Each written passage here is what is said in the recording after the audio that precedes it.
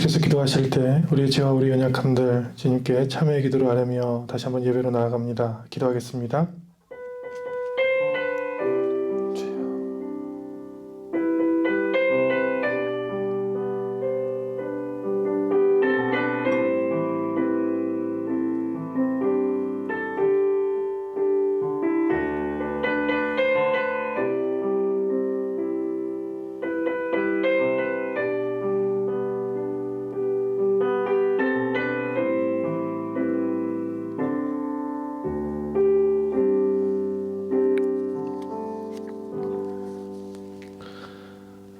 악인은 그의 길을, 불의한 자는 그의 생각을 버리고 하나님께로 돌아오면 그가 긍휼히 여기시고 너그럽게 용서하시리라. 아멘. 우리의 신앙을 사도신경으로 함께 고백합니다. 나는 전능하신 아버지 하나님 천지의 창조주를 믿습니다. 나는 그의 유일하신 아들 우리 주 예수 그리스도를 믿습니다. 그는 성령으로 잉태되어 동정녀 마리아에게서 나시고 본디오 빌라도에게 고난을 받아 십자가에 못 박혀 죽으시고 장사된 지 사흘 만에 죽은 자 가운데서 다시 살아나셨으며 하늘에 오르시어 전능하신 아버지 하나님 우편에 앉아 계시다가 거기로부터 살아있는 자와 죽은 자를 심판하러 오십니다. 나는 성령을 믿으며 거룩한 공교회와 성도의 교제와 죄를 용서받는 것과 몸의 부활과 영생을 믿습니다. 아멘. 오늘 우리에게 주신 하나님의 말씀을 다 함께 봉독합니다. 신약성경 에베소서 1장 1절에서 23절 말씀입니다. 신약성서 에베소서 1장 말씀 1절로 23절 교독하겠습니다. 하나님의 뜻으로 말미암아 그리스도 예수의 사도된 바울은 에베소에 있는 성도들과 그리스도 예수 안에 있는 신실한 자들에게 편지하노니 하나님 우리 아버지와 주 예수 그리스도로부터 은혜와 평강이 너희에게 있을지어다. 찬송하리로다. 하나님 곧 우리 주 예수 그리스도의 아버지께서 그리스도 안에서 하늘에 속한 모든 신령한 복을 우리에게 주시되 곧 창세 전에 그리스도 안에서 우리를 택하사 우리로 사랑 안에서 그 앞에서 거룩하고 흠이 없게 하시려고 그 기쁘신 뜻대로 우리를 예정하사 예수 그리스도로 말미암아 자기의 아들들이 되게 하셨으니 이는 그가 사랑하는 자 안에서 우리에게 거저 주시는 바 그의 은혜의 영광을 찬송하게 하려는 것이라. 우리는 그리스도 안에서 그의 은혜의 풍성함을 따라 그의 피로 말미암아 속량 곧 죄사함을 받았느니라. 이는 그가 모든 지혜와 총명을 우리에게 넘치게 하사 그 뜻의 비밀을 우리에게 알리신 것이요 그의 기쁘심을 따라 그리스도 안에서 때가 찬 경륜을 위하여 예정하신 것이니 하늘에 있는 것이나 땅에 있는 것이 다 그리스도 안에서 통일되게 하려 하심이라.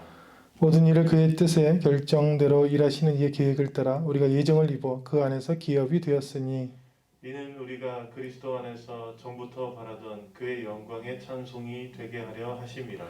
그 안에서 너희도 진리의 말씀 곧 너희의 구원의 복음을 듣고 그 안에서 또한 믿어 약속의 성령으로 인치심을 받았으니 이는 우리의 기업의 보증이 되사 그 얻으신 것을 속량하시고 그의 영광을 찬송하게 하려 하심이라. 이로 말미암아 주 예수 안에서 너희 믿음과 모든 성도를 향한 나의 사랑을 나도 듣고 내가 기도할 때 기억하며 너희로 말미암아 감사하기를 그치지 아니하고 우리 주 예수 그리스도의 하나님 영광의 아버지께서 지혜와 계시의 영을 너희에게 주사 하나님을 알게 하시고 너희 마음의 눈을 밝히사 그의 부르심의 소망이 무엇이며 성도 안에서 그 기업의 영광의 풍성함이 무엇이며 그의 힘의 위력으로 역사하심을 따라 믿는 우리에게 베푸신 능력의 지극히 크심이 어떠한 것을 너희로 알게 하시기를 구하노라. 그의 능력이 그리스도 안에서 역사하사 죽은 자들 가운데서 다시 살리시고 하늘에서 자기의 오른편에 앉히사 모든 통치와 권세와 능력과 주관과 이 세상뿐 아니라 오는 세상에 일컫는 모든 이름 위에 뛰어나게 하시고 또 만물을 그의 발 아래 복종하게 하시고 그를 만물 위에 교회의 머리로 삼으셨느니라. 함께 있습니다. 교회는 그의 몸이니 만물 안에서 만물을 충만하게 하시는 이의 충만함이니라. 아멘. 말씀과 드려진 봉헌을 위해서 기도합니다. 살아계시고 우리 가운데 역사하시는 하나님, 우리의 우편에 계신 하나님, 우리의 친히 아버지 되시는 하나님, 이 시간 감사와 찬양과 영광을 예배를 통해 올려드립니다. 이 예배를 받으시고 가정에서 드리는 삶의 처소에서 삶의 현장에서 드리는 이 예배를 받으시고 드리는 주의 자녀들을 만나주시고 예비하신 은혜와 말씀 복을 허락하여 주옵소서. 예배드리는 마음들이 정직하게 주 앞에 나와 회개하며 주의 말씀을 사모하며 주의 은혜를 바라게 하시고 그 마음마다 하나님께서 복 주시며 은혜를 충만케 하시며 세상에 줄 수 없는 평안과 소망과 구원의 확신으로 함께 하여 주옵소서. 물질을 성별할 때마다 주님께 봉헌할 때마다 우리를 깨닫게 하여 주셔서 우리가 가지고 있는 것, 우리의 모든 것이 우리의 것이 아니요 하나님께서 우리에게 주신 것임을, 맡겨주신 것임을 깨닫게 하여 주옵소서. 말씀을 통하여 영이 살고 마음과 모든 것들이 치유되며 육이 치유되며 주님을 만나는 복들 있게 하여 주옵소서. 이 예배를 주님께 의지하고 의탁하오며 예수님 이름으로 기도합니다. 아멘. 할렐루야. 아멘. 오늘 말씀을 통해 하나님이 우리를 만나주시는 복을 경험하시기를 축원합니다. 아멘. 이번 주에도 여지없이 많은 사건들이 있었는데 우리 기억 속에 잊혀졌던 영생교 하나님의 성의 승리재단이라고 명명하는 영생교에서 100 몇십 명이 넘는 코로나 환자가 나왔는데 참 신기해요. 하나님께서 이런 하나님의 말씀을 가지고 하나님의 뜻대로 하지 아니하고 이단이나 사이비로 하는 것들을 드러내시는데 이 사람들이 또 많은 사람들이 연락두절로 전수조사가 차질이 있다 이렇게 보도가 나와 있습니다.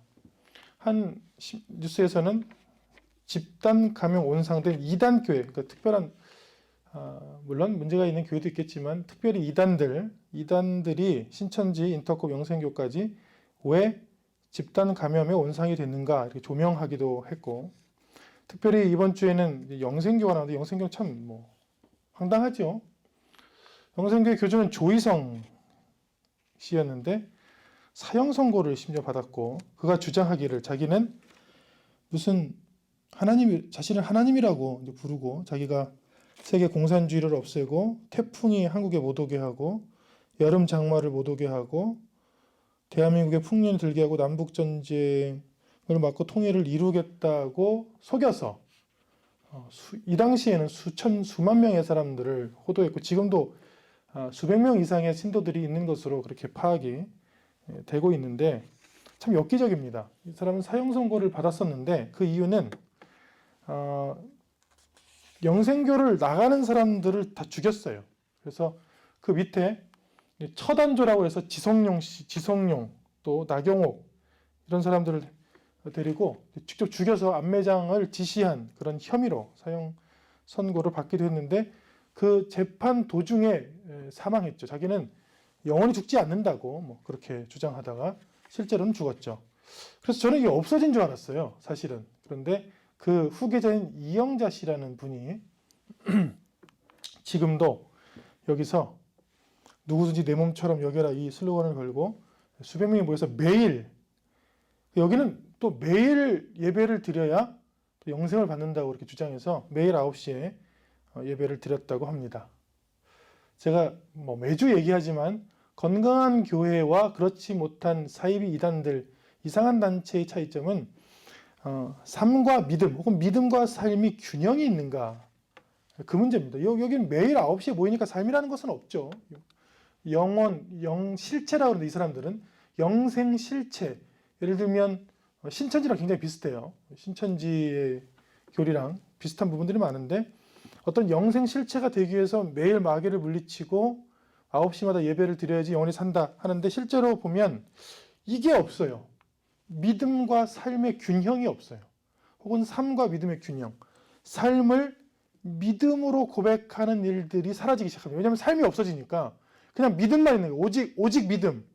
근데 보기에는 참 좋은 슬로건 같지만 오직 믿음이라는 것은 우리가 살기 위해서, 지금까지 하나님께서 우리에게 주신 사명을 감당하기 위해서 오직 믿음이지, 우리의 삶의 자리가 다 없어지고 우리의 삶의 기쁨과 평안이 다 없어지고 오직 교회에만 나와서 영생 실체가 되는 것들은 사실 무의미하죠.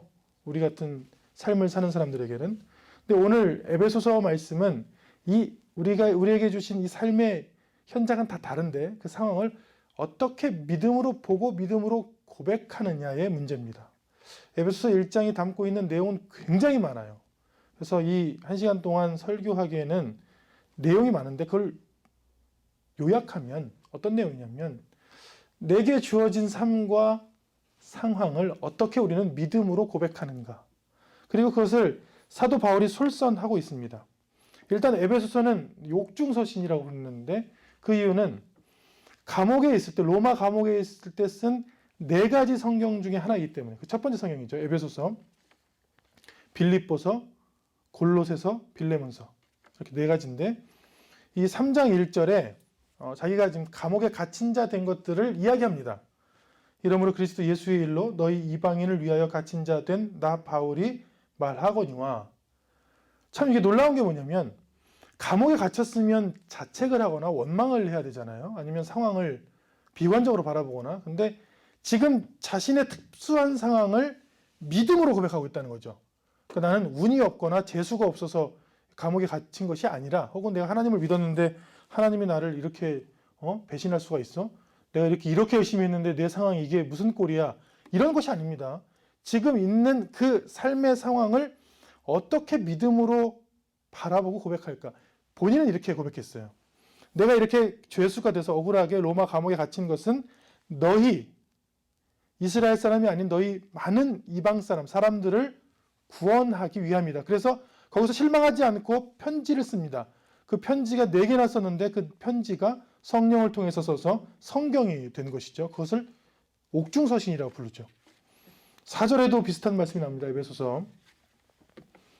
그러므로 주 안에서 갇힌 내가 너희를 권하노니 너희가 부르심을 받은 일에 합당하게 행하여. 이것도 마찬가지입니다.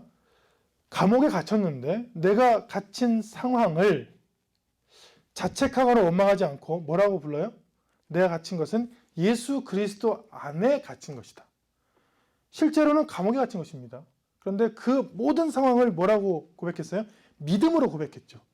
여기 고민이 있겠죠. 믿음과 삶, 그리고 지금 현재 상황과 내 마음 간의 고민이 있죠. 그런데 그 고민을 믿음으로 해결했어요. 그래서 그 고백을, 입술의 고백을 내가 갇힌 것은 전도를 위하여 혹은 주님 안에서 내가 몸이 갇혀 있는 것이다. 그리고 내가 갇혀 있지만 내가 할 수 있는 편지라든지 혹은 중보기도라든지 이것을 통해서 하나님께서 왜 나를 여기에 두셨는지의 뜻을 깨닫고자 하고 그 일들을 감당하는 모습을 우리에게 보이죠.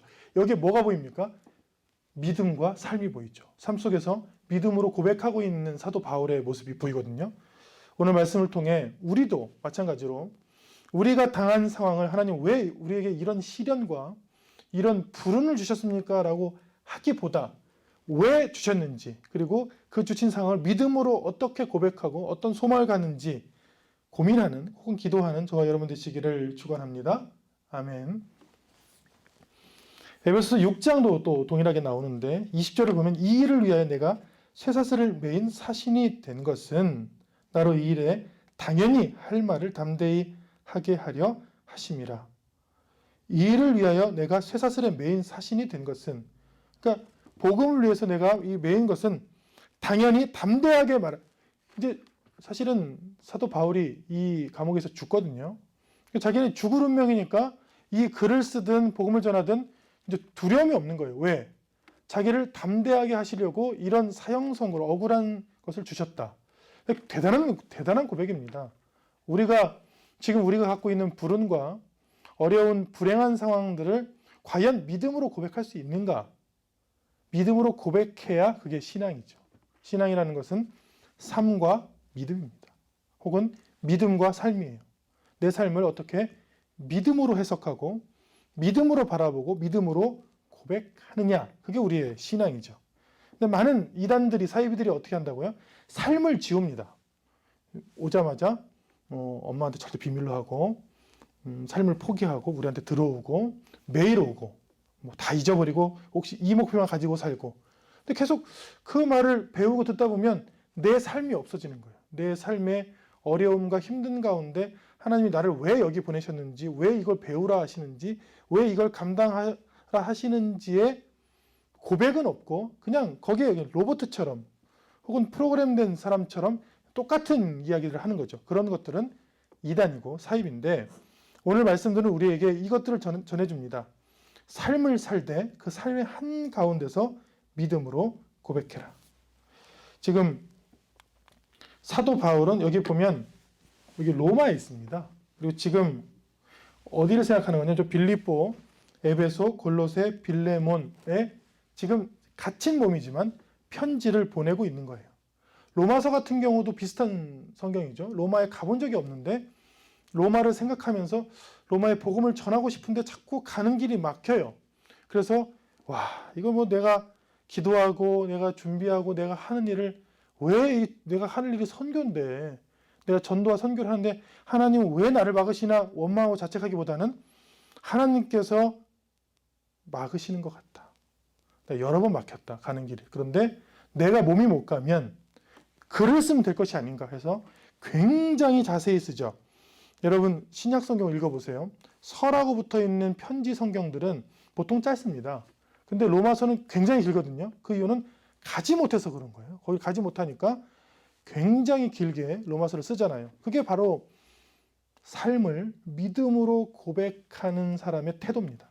내가 막혔지만, 내가 할 수 없지만 이 상황에서 하나님이 나에게 어떤 지혜를 주셔서 어떤 소망을 주셔서 무엇을 하게 하시는가, 그리고 거기에 최선을 다하고 만족하는 삶이 바로 신앙이죠.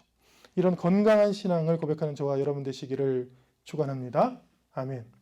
그러면 믿음으로 고백하는데 가장 필수적인 요소는 뭔가? 신앙에 가장 중요한 것은 소망이에요.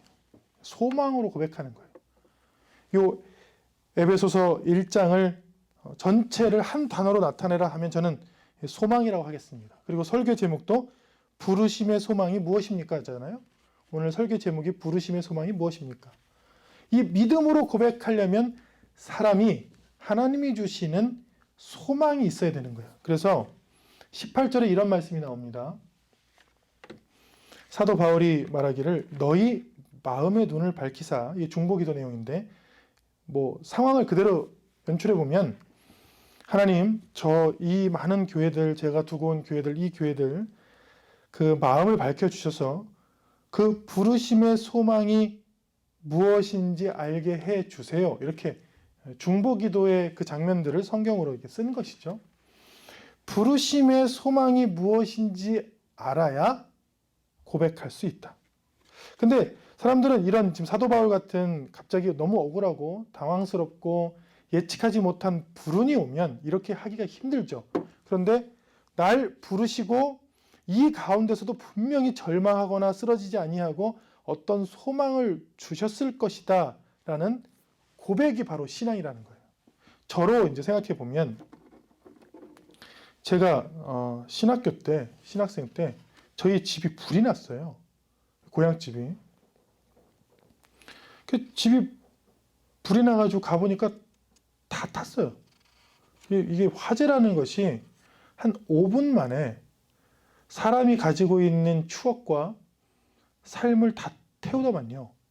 근데 아쉬운 것 중에 뭐 물건이 탄 것도 아쉽겠지만 사진이 다 탔어요. 사진. 지금까지 그 당시는 20살 중반 정도 되겠죠.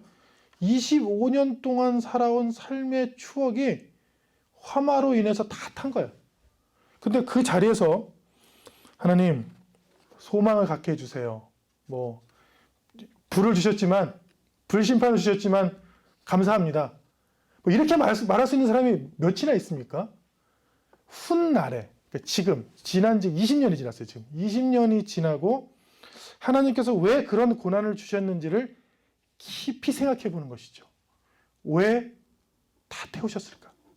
우리 내 삶의 기록들을 왜 태우셨을까? 그리고 계속해서 믿음으로 고백하다 보면 지금까지 주님이 없는 삶들은 다 태우시고 새로 살려고 하라는 것인가? 이렇게.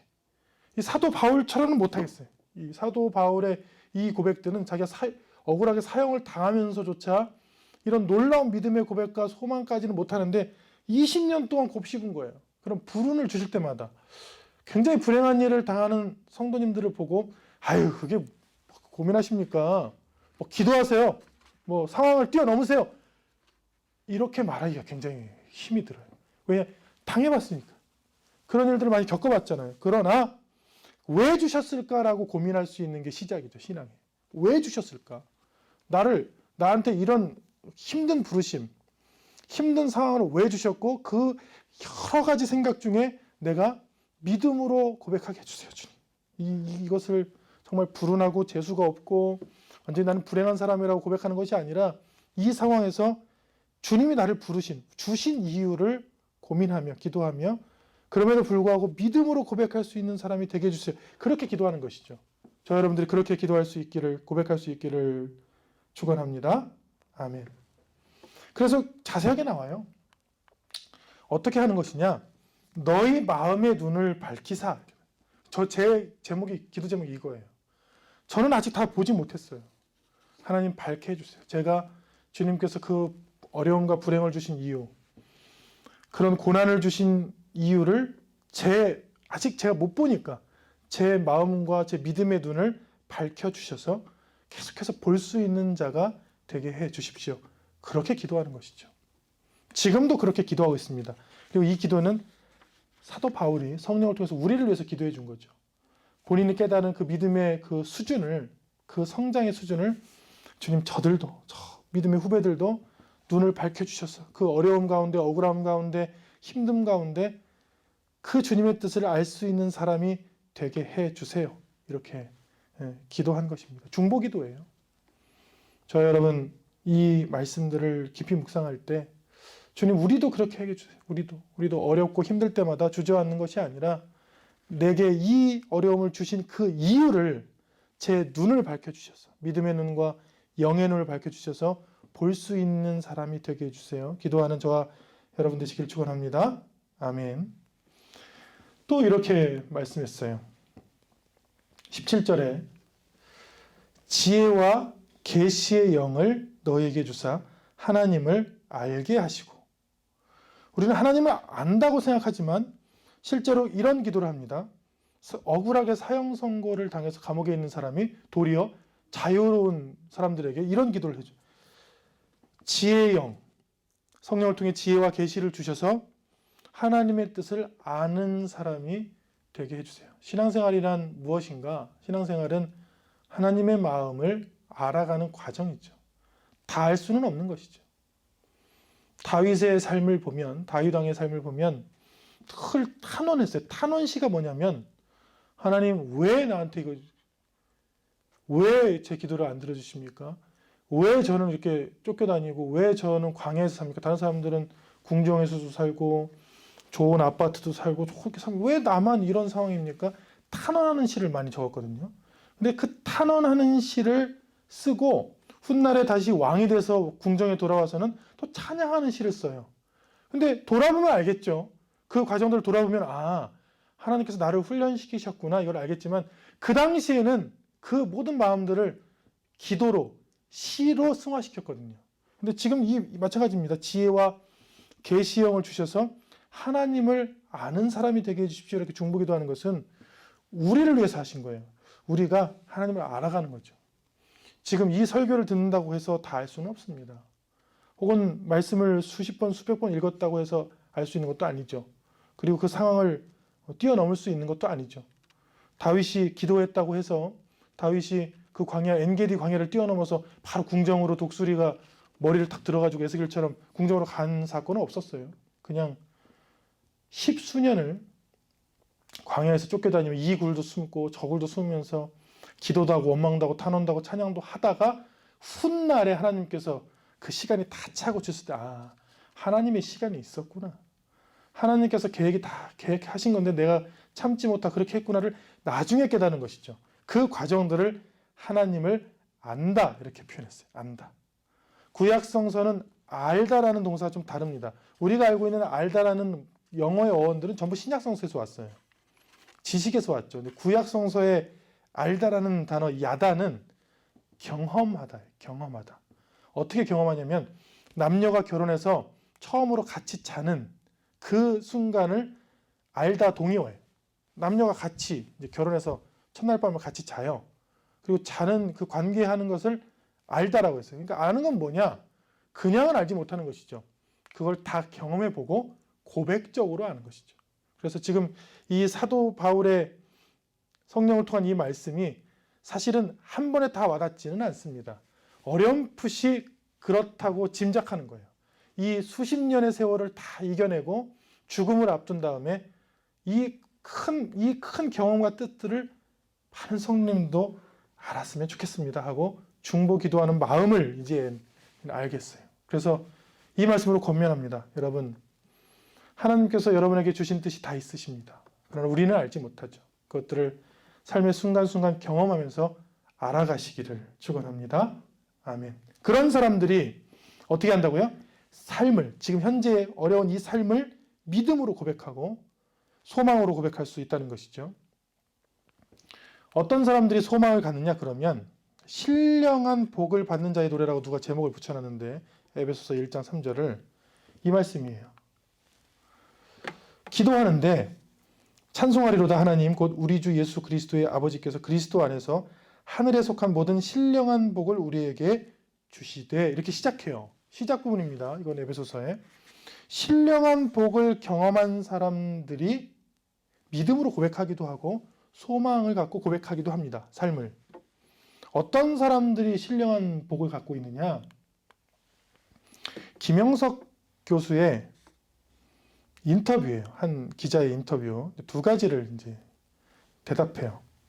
행복에 대해서 물어봤는데, 행복에 대해서 물어보니까 이 이제 김영석 교수가 철학 교수입니다. 철학 교수셨죠.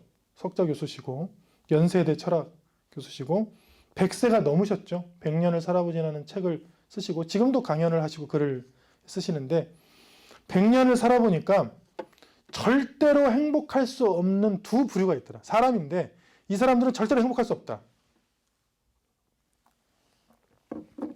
첫 번째는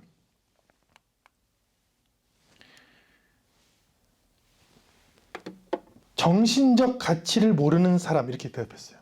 그러니까 물질적 가치만 추구하는 사람. 왜냐? 정신적 가치를 추구하지 않는 사람은, 동의어로 물질적 가치만 추구하는 사람은 행복할 수가 없다. 왜냐하면 만족을 모르기 때문이다.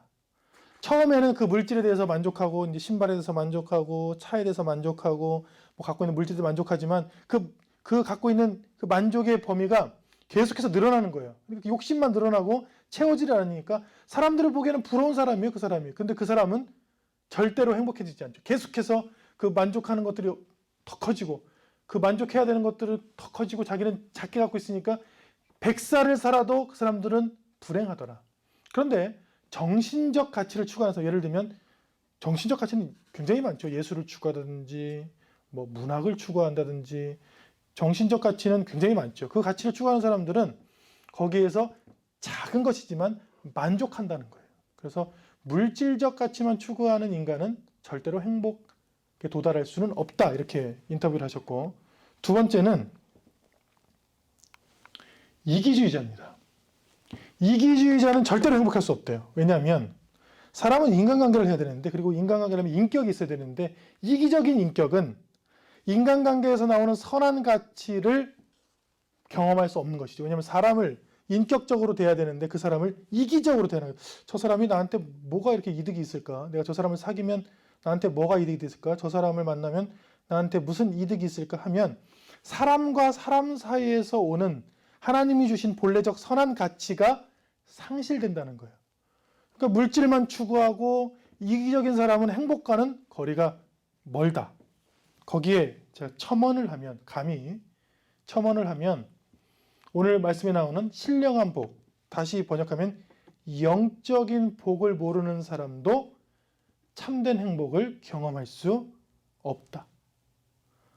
영적인 복이 뭐냐?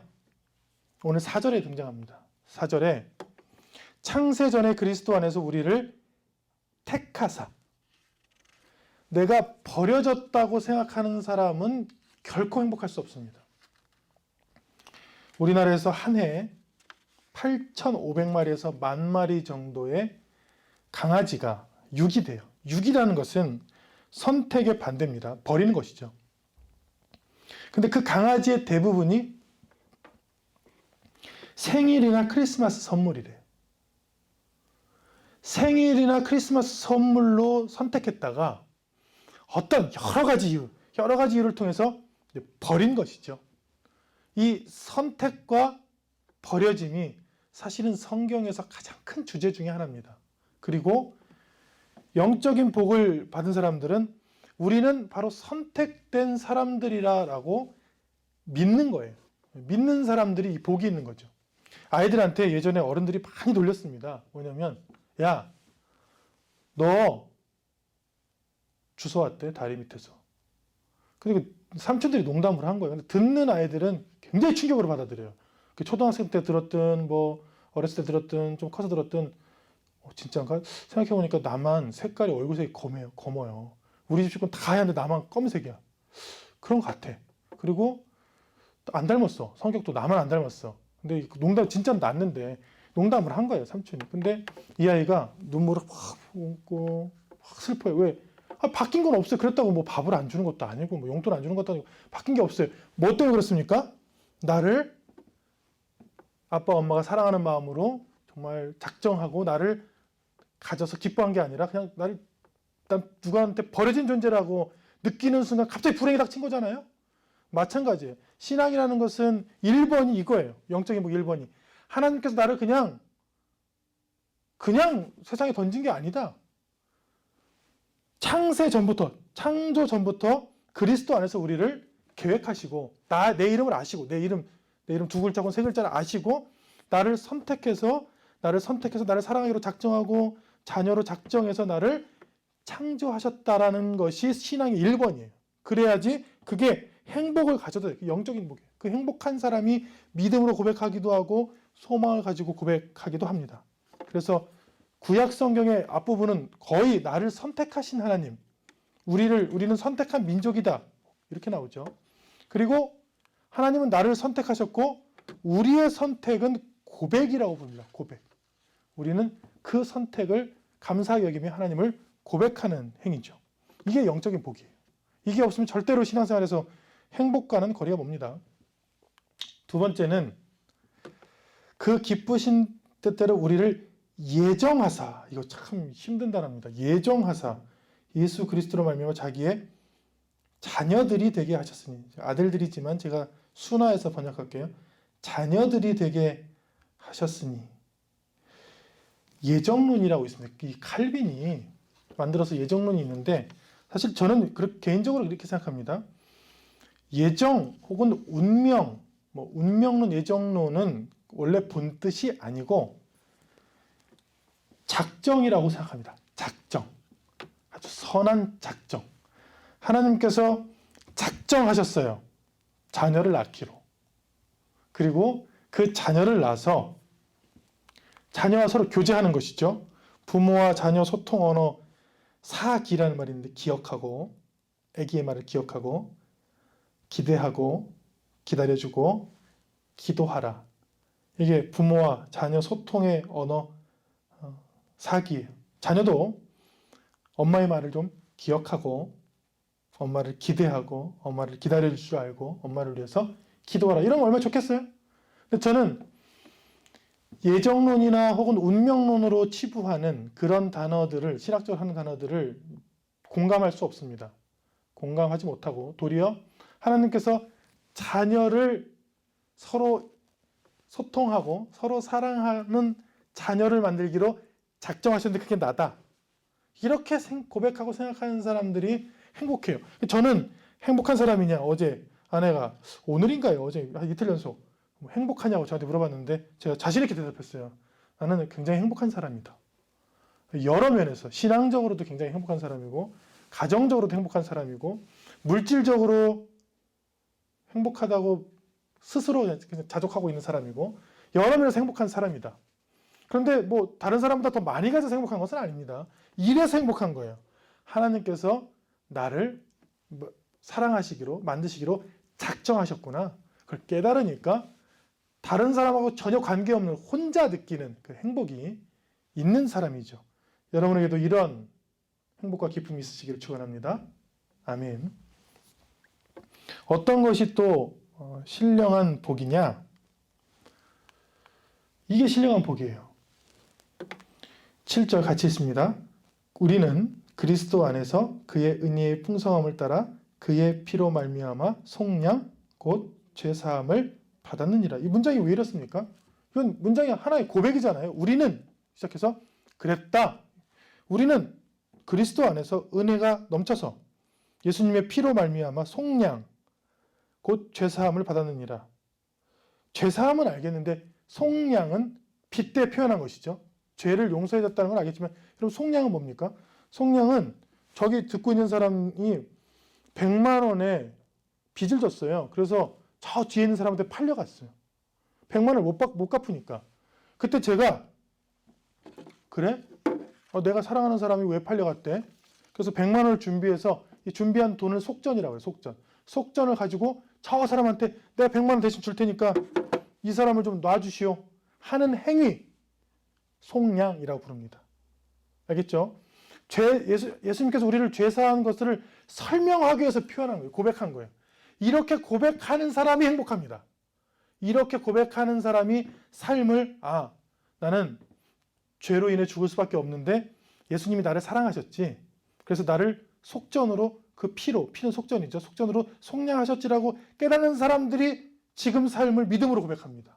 그리고 지금 이 우울에도 소망을 가지고 고백할 수 있죠. 그래서 이거는 고백적 언어. 7절은 우리는 하고 함께 고백합시다 하고 고백한 거죠. 그리고 8절은 이는 그가 모든 지혜와 총명을 우리에게 넘치게 하사. 이거 기도인데 기도예요. 거의. 근데 이거는 특권이야. 특권. 이렇게 7절을 고백하는 사람들은 이런 특권을 지니고 있다. 자녀의 특권이에요. 자녀의 특권. 우리 교회 집사님 중에 에이펙이라고 비자를 갖고 계신 분인데 보여주시더라고요. 부러웠어요. 에이펙이 뭐냐면 약 22개인가요? 아시아에 있는 나라들을 특별한 비자 심사 없이 여행 갈 수 있는 카드예요. 에이펙 카드. 근데 그 카드는 또 공항에 가면 에이펙 전용 출구로 어떤 심사가 없어요. 그냥 프리패스 지나가.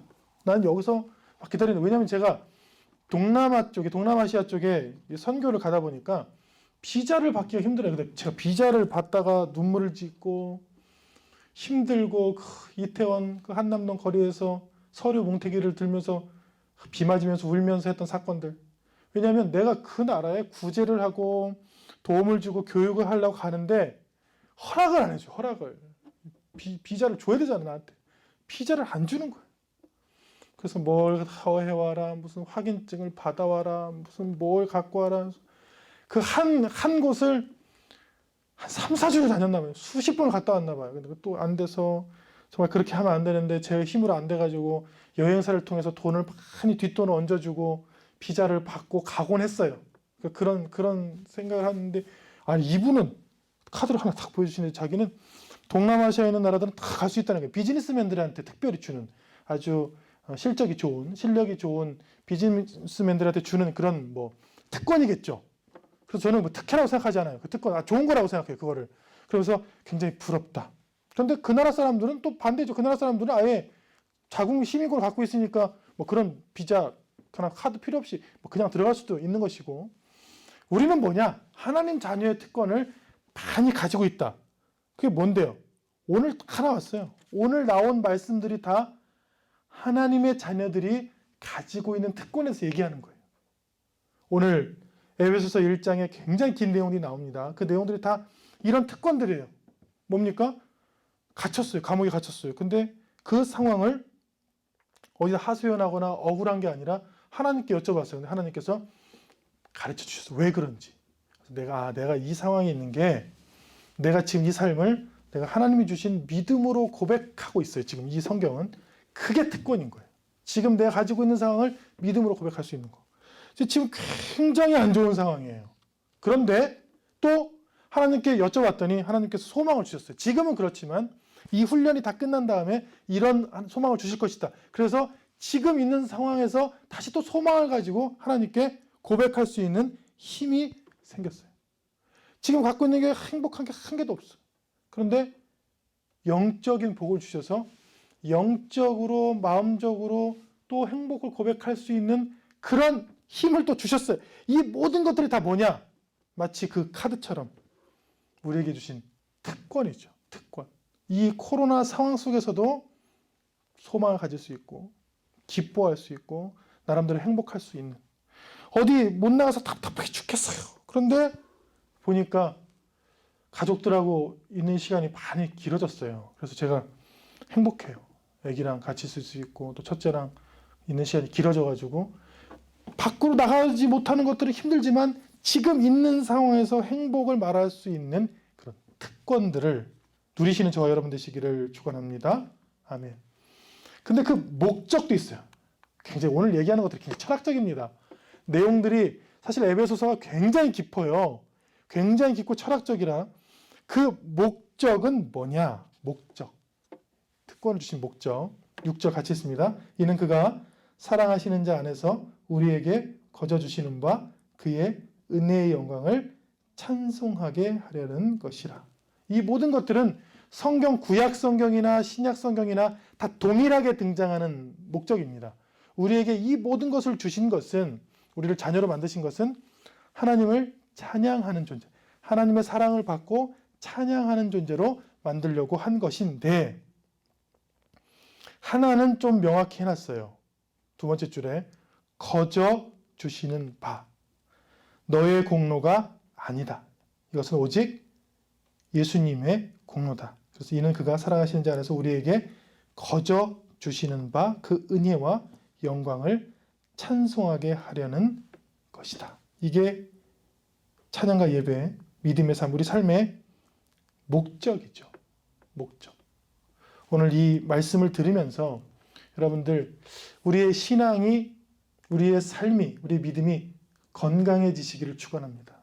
왜 내가 이 상황에 있는지, 우리는 어떤 소망을 가져야 되는지, 어떤 고백을 해야 되는지, 어떤 기도를 해야 되는지 오늘 말씀을 통해 깨달으시기를 축원합니다. 그 삶의 의미와 목적을 깨달은 사람들은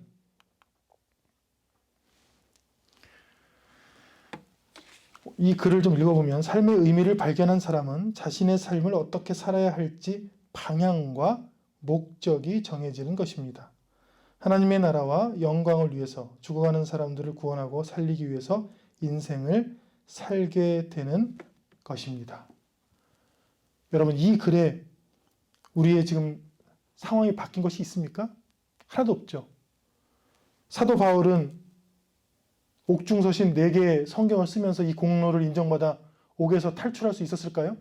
예전에는 그런 적이 있었어요. 사도 바울이 막 기도하면서 신라랑 함께 찬양하고 기도하면서 옥문이 열리는 사건들이 있었어요. 근데 지금은 그게 없어요. 상황이 변한 게 없어요. 근데 뭐가 있었다고요? 목적을 깨닫게 된 것이죠.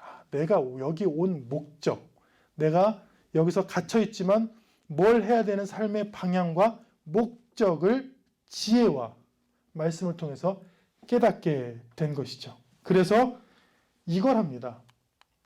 사도 바울이 결국 하는 일은 이거 16절에 제가 가로쳤어요. 옥중에서 중보기도. 내가 기도할 때에 기억하며 너희로 말미암아 감사하기를 그치지 아니하고. 이게 뭐예요? 중보기도잖아요. 할 수 있는 것이 지금 갇혀 있으니까 하나님께서 나보고 중보기도 하라고 하시는구나. 18절에 그 기도 내용은 너희 마음의 눈을 밝히사 그의 부르심의 소망이 무엇이며 성도 안에서 그 기업의 영광의 풍성함이 무엇인지 깨닫게 되기를 기도한다. 이 얘기죠. 오늘 이 말씀을 듣는 여러분들, 나를 부르신 이유와 그 소망이 무엇인지, 그리고 현재 이 어려운 상황에서 주시는 소망이 무엇인지, 내 입술을 통해 어떤 믿음의 고백을 받으시기를 원하시는지 고민하며 기도하시는 저와 여러분 되시기를 축원합니다. 그리하면 하나님께서 반드시 그 기도에 응답해 주셔서 지금 상황은 여의치 않지만 힘들지만 답답하지만 찬양과 믿음으로 소망으로 고백할 수 있는 우리가 될 줄로 확실히 믿습니다. 아멘. 기도하겠습니다. 살아계신 하나님 감사합니다. 사도 바울은 감옥에서 자책하거나 원망하지 아니하고 도리어 믿음의 고백을 했습니다. 내가 갇힌 것은 너희를 구원하기 위해서고 내가 갇힌 것은 주 안에서 갇힌 것이다. 나는 이 가운데서도 소망을 바라보고 부르신 소망을 깨달으며 너를 위해 중보기도 한다고 오늘 성경을 통해 밝혔습니다. 하나님, 우리도 마찬가지입니다. 우리도 왜 우리에게 코로나를 주셨는지, 이 상황을 주셨는지, 이렇게 어려운 시기를 지나게 하는지 잘 알 수 없지만 이 상황 가운데서도 믿음으로 고백하며 소망을 가지고 기도하며 하나님의 자녀로서 특권을 가지고 하나님을 찬양하는 사람이 되게 하여 주옵소서. 그렇지 못하는 많은 사람들의 마음을 위로해 주셔서 그렇게 할 수 있는 힘과 믿음과 고백을 허락하여 주시고 그 상황을, 하나님 이 상황들을 주신 하나님의 뜻을 깨달아 알 수 있도록 주여 축복하여 주옵소서. 그 믿음의 눈과 영적인 눈을 밝혀 주옵소서. 예수님 이름으로 기도합니다. 아멘.